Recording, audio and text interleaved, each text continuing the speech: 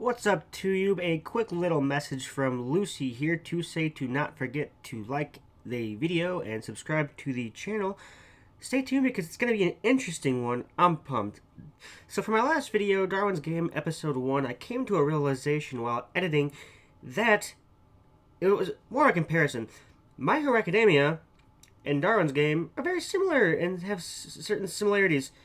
Basically, Darwin's Game is just a dark and morbid My Hero Academia. So first and foremost, I'm going to be jumping into the characters because it's the most prominent of the similarities that I found between the two shows. So, not to waste any time whatsoever here, we're going to be starting off the comparison with Pseudo Kaname, the main protagonist of the show. Obviously, if you haven't realized it, he's basically Yairozu from My Hero. They both can conjure items out of thin air. She uses like carbs or whatever, he uses his sigil. Now we have Suda, brother, sister, dead brother. You use ice and water, which is basically Todoroki, who uses half hot, half cold with daddy issues.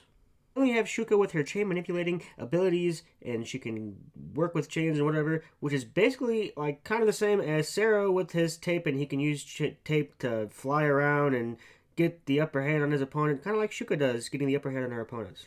We then have Rain, the ability to basically predict her opponent's movements that are in front of her, which is literally Sir Night-Eye.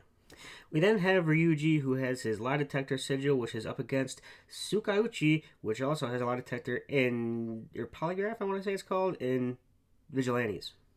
And then, of course, we can't forget the beautiful florist, who is literally Ibara from Class 1B.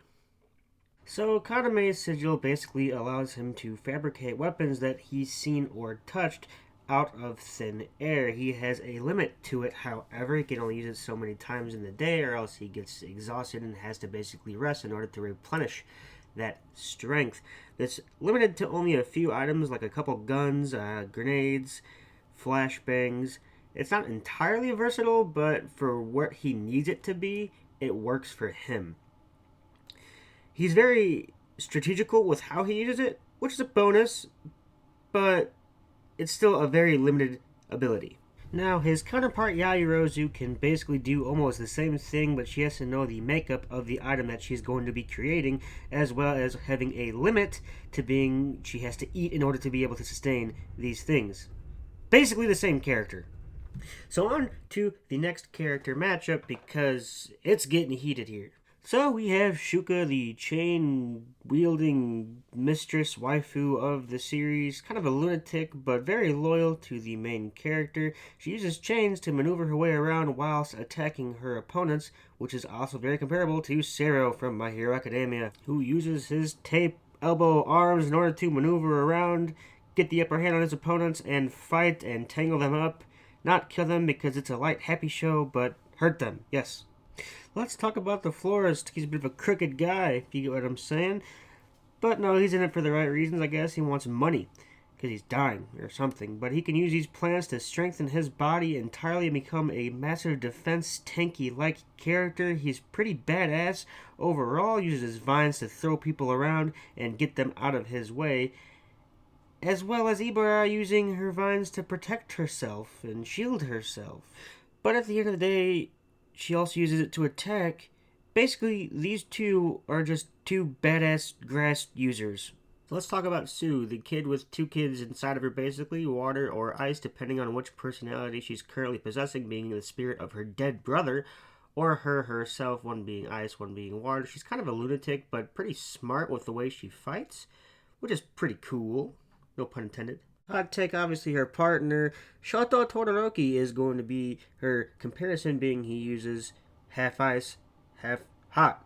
He also uses two distinctly different things. I mean, water and ice aren't distinctly different, but he uses two different things according to whatever he wants to. He's very powerful. She's very powerful. They're both badasses. So we have Ryuji, who uses his lie detector, which is pretty hard to see, but he's a cool character. Let's call him Cool Collected. And we have him against Tsukauchi, who basically uses polygraph, which is like the same thing to tell if they're speaking the truth or lying. She's from Vigilantes, chapter 13. If you ever read Vigilantes, it's not awful.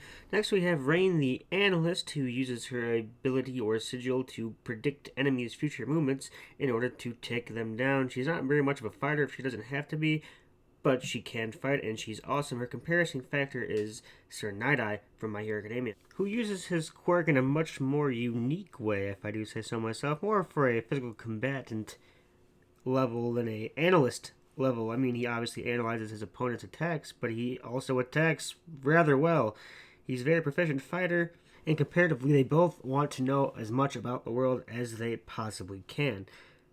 A lot of similarities here. Let's just touching on characters of the two series. Obviously, there's going to be a lot of character similarities between multiple different shows. I just happened to find both of these two. I could literally find matches for every single person. It was funny. I thought it was interesting.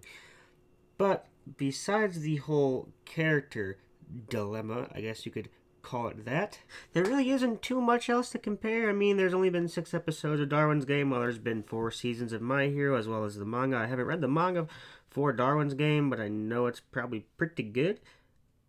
Yeah, so that's all I'm really going to be doing for this video. I know it was mostly just me comparing the characters, but that's basically all I really wanted to do because they are very similar, and I found it extremely funny after watching my last video and editing it. I know there's a lot of hot takes probably in there, but whatever, it's just right, and there's not really much I can really say about it. If you guys liked the video, be sure to leave a like and subscribe to the channel. Thank you all for watching. If you want to stay tuned for some more anime and manga related content, be sure to check out my other videos on the channel. Other than that, I've been Crypto Anime. Have a great rest of the day.